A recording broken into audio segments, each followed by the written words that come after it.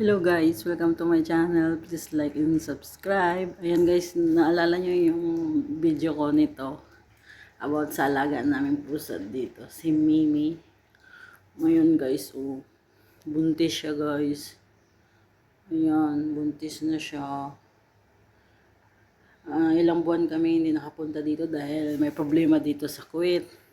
Ngayon, nandito na kami sa farm. Kaya nakita namin siya ulit. Pero buntis na siya guys.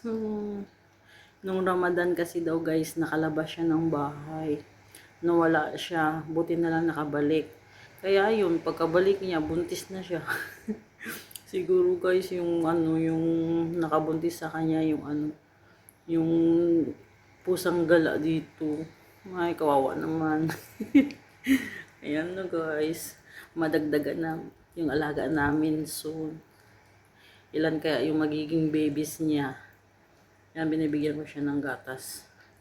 Kasi gusto niya ng gatas mula. Kanina pa siya humihingi. Ngayon ko lang siya nabigyan. Ayan guys. Thank you for watching guys.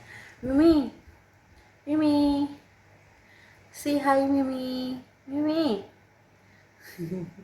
Ayan guys. Thank you.